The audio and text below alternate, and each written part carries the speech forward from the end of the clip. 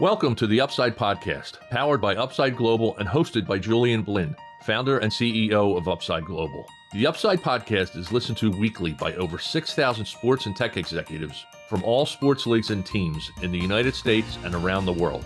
Julian has been developing technologies for professional sports teams for over 10 years and has worked for major tech companies along with sports tech startups.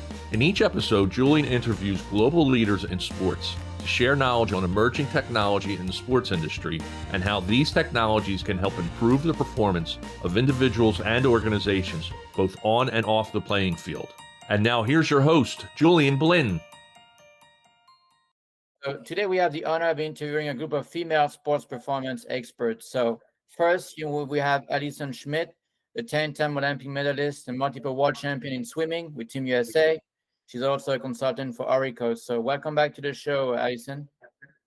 Thank you. It's great to have you back. And then we have Ciara Burgi, the Director of Health and Performance for the Las Vegas Aces. Recently, you guys won the WNBA title, so congrats on that. Thank so you. welcome to the show. Thanks.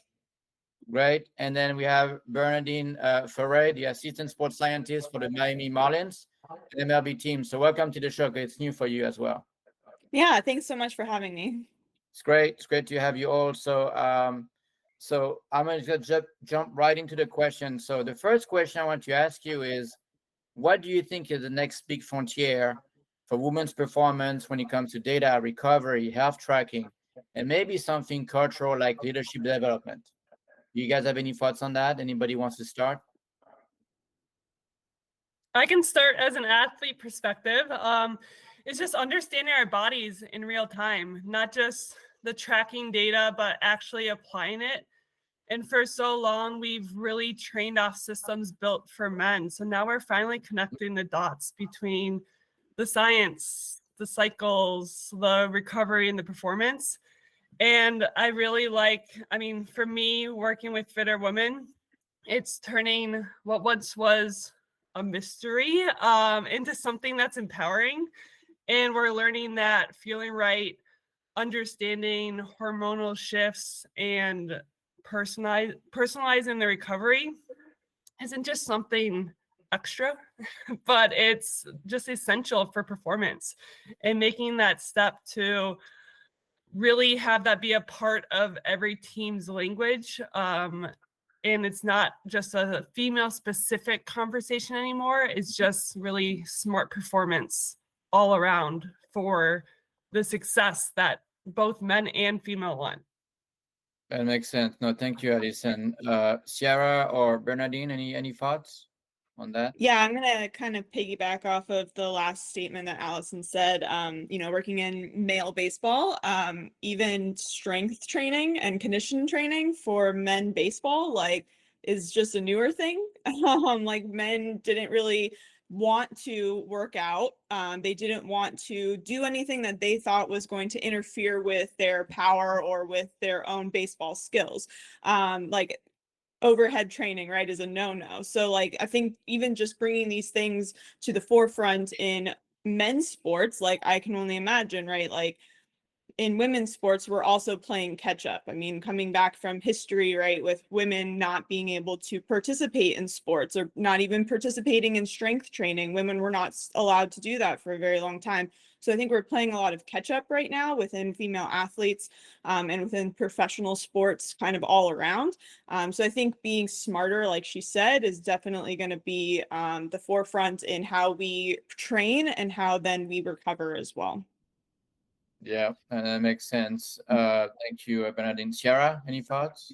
Yeah, I think I agree with both of those things. And then just thinking from even more of a global infrastructure perspective, not every women's team has their own standalone facility, right? So hopefully within the next 4 to 5 years, we can just make that be the standard across there. Because if you have access to your own facility, then you can build your infrastructure from there. But if you don't even have kind of the basic necessities of your own facility, your own full-time staff, which again is getting there, it's partway there, but it's just not fully there. So I think especially from women's teams, there's a huge opportunity to just kind of get at least the same ground zero. And then I think even from a leadership perspective, from my standpoint, going from male sport in the NFL to women's sport I think because it lacks infrastructure, there's a little bit of like a beauty and freedom for creativity where like male sport, there's history and history is beautiful, and history can also be a problem because then there's always like do things the way that we've always done it, where I think that there's a huge opportunity for women's sports from like a leadership and organizational structural perspective to jump ahead of men's sport because there's no structure. So that therefore there's more room for creativity from a structural standpoint. So I would say we need more physical structure as in buildings, but from a human structure perspective, I think that we can really lead the way if we seize that opportunity. And I think, Ciara, you mentioned, we spoke the last time that in the WNBA, some teams don't have their own facility. They don't even sometimes provide the meal for the athletes. I mean, there's still a gap, right? Right. Yeah, for sure. Like the Las Vegas Aces were the first ones to build their own facility, and now lots of teams are following, but they're still not done yet, or they're still in the plans. And so like that set the standard, and like that just needs to be the standard. Like the fact that Candace Parker had never had her own locker until she came here, like that's crazy, right? And so we just need to kind of even the playing field in that sense. That makes sense. Now, the next question I want to cover, unless you guys have any feedback on that, but when do you think, when you think about the next generation of practitioners, right, entering women's sports, what skills or mindset do you think they'll need most to succeed? I think I'm going to kind of start off with we need better practitioners probably anywhere, whether we talk about male sports or female sports. Like I think across the board from high school and like little league all the way up to professional, right? Like I think we need to have better practitioners, better clinicians that know how to ask better questions. I think if we continue to ask the same questions that have been asked since the 1960s in literature or in like healthcare, whether it's from strength training to athletic training, like which is my background, like I think we just need to have better, more forward critical thinkers that can ask better questions and figure out better ways to answer those questions.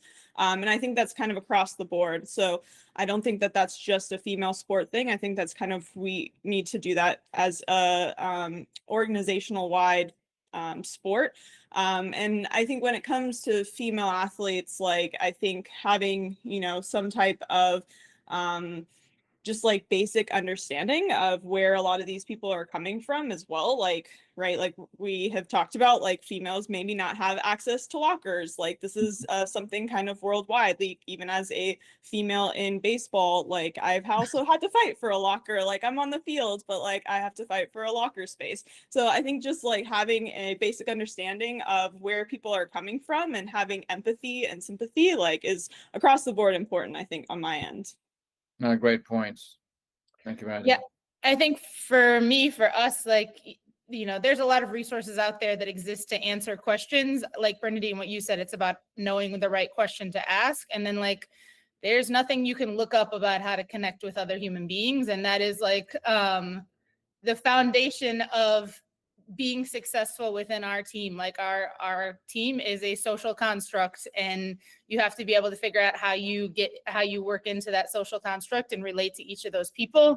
Otherwise, what you know honestly doesn't matter until you are good at connecting with the people and getting them to get buy-in and being curious about where they're coming from and having them be curious about where you're coming from. So like, I can pretty much look up the answer to any question I have, but like if I have horrible questions, it doesn't matter. And if I can't connect with people, it also doesn't matter.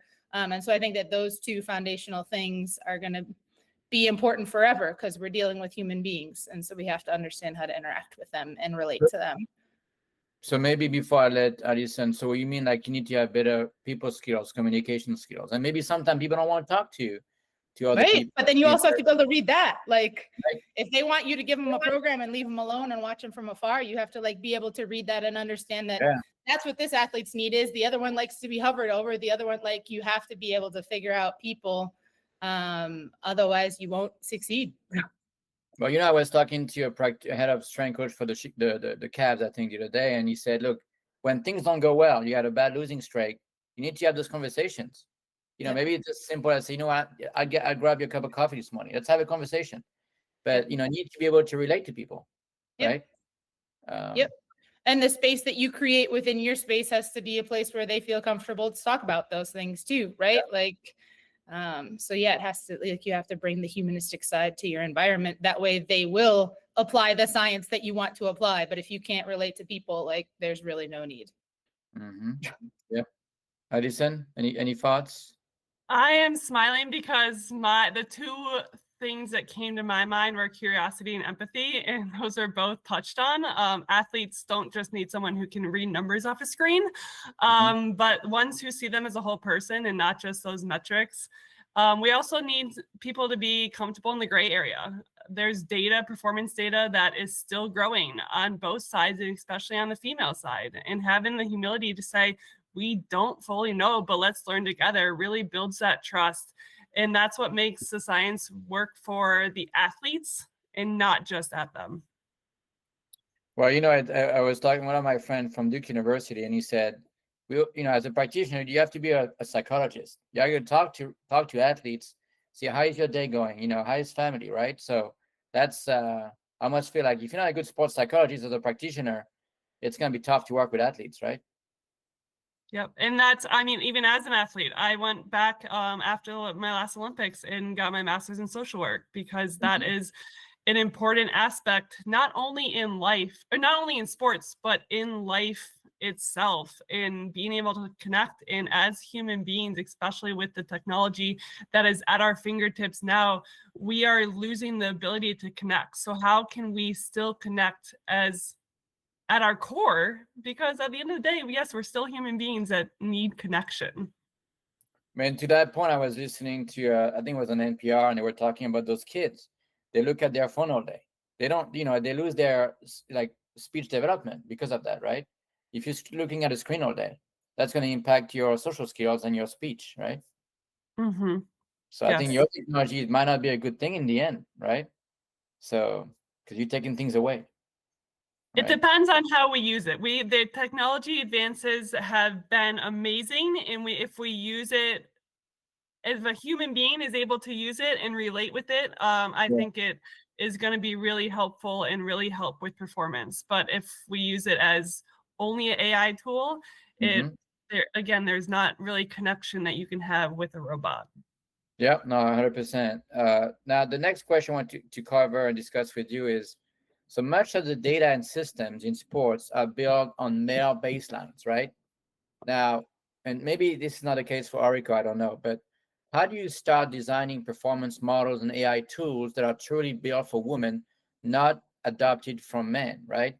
Because I think that's a big problem. There's not enough, I wouldn't say enough sample size or enough data. Like if you look at research, for example, there's only 6 to 9% of the research towards women's team, right? So now the tech company might say, well, that's because there's not enough sample size, right? But I think that's not always the case. What do you guys think about how do we make those technology for women better so it's more tailored towards women's team and athletes? I would say it's understanding that normal looks different for each of us. And if we're able to use the AI tools to do that, it's also listening to women's experiences and building the science around that, not just adapting what already exists. And it's real athletes that are logging these symptoms, these sleep numbers, the recovery, the training load. It's real athletes doing that. So if we can have a tool that AI is really able to understand each human differently from our cycles, what vitamins we use, the injuries and life stages, it all shapes the performances in unique ways. And so the goal isn't necessarily to overcomplicate anything, but it's to really be accurate. And we can't just shrink a men's jersey and call it a women's fit. The same thing goes for performance models. And the data has to start with us as athletes. Well, on that, right? So I was talking to Joy Muro, who I think works for the New York Liberty now. Maybe Ciara, you know her, but she made the anecdote to me that one time they had a fan or somebody who came in, talked to an athlete, player for the Liberty, and in the end, I think it was about a short, right, that an athlete was using, but the shorts were not made for a female athlete; they were made for men, right? And so I think things like that you take for granted, it's not even. It's still not being addressed today, right? You know what I Yeah, mean? it comes down to every tool. Yeah. We're different human beings. Yeah. I think everyone on this call and everyone listening will knows that to a T. And so once we can accept that, it's going to help performance a lot. Even things like shoes and sneakers, right? Up until a certain time, the sneakers used or sold as shoes for women were not actually shoes for women. They were made for men, right? Simple as that. But people don't even realize they were not made for female, right? That's why you have those brands now made for female athletes, if that makes sense. So anyway, Ciara, Byrnadeen, any thoughts on that? How do you custom the data towards female athletes and so on? I think the first consideration, and I don't want to beat a dead horse, but we got to ask better questions, especially with like our AI, right? Like I've Yeah. used ChatGPT, I've used all the AI, right? You ask it a question and it's going to answer exactly what you asked it. So we have to be very careful about, right, what we're putting into the AI so that it's learning. And if we are only putting in certain data, right, that is adapted from men, that's all it's going to know. It's not going to know any better.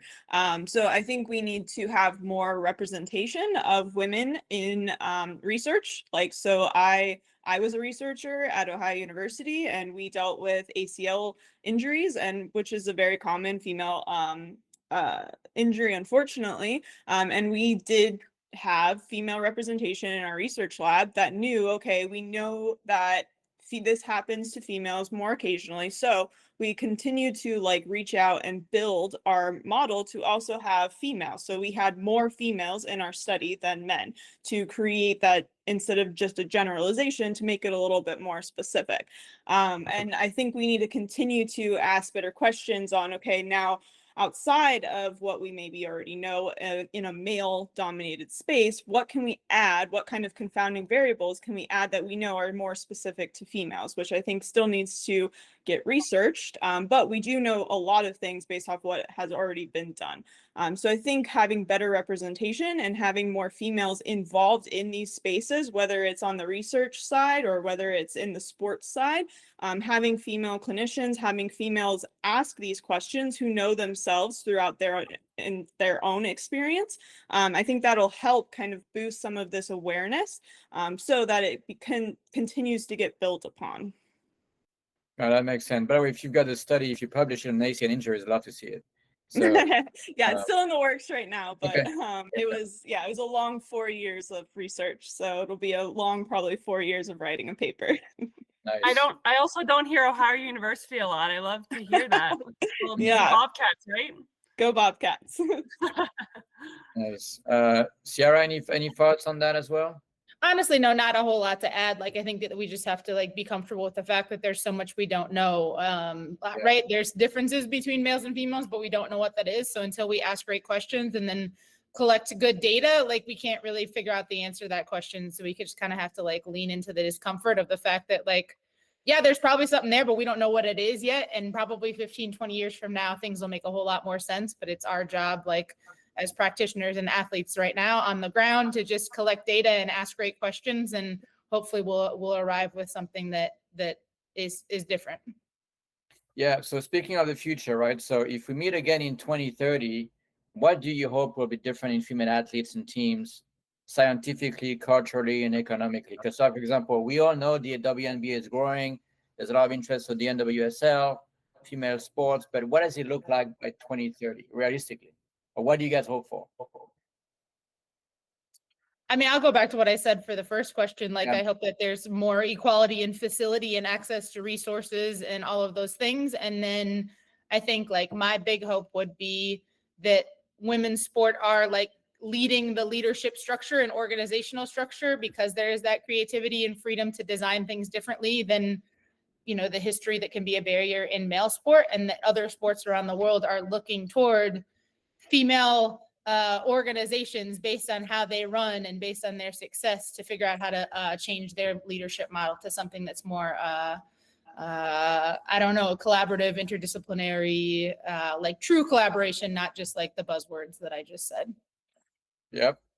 Great point. Byrnadeen or Allison, any thoughts? I mean, go ahead. No, go ahead, Allison. Okay, I mean, I just hope we're no longer explaining why female-specific data matters, and it's really just part of the conversation. I know you said scientifically, culturally, and economically. I would say scientifically, I hope every athlete, male or female, has access to tools that help them understand their bodies from adolescence through, for females, postpartum and beyond.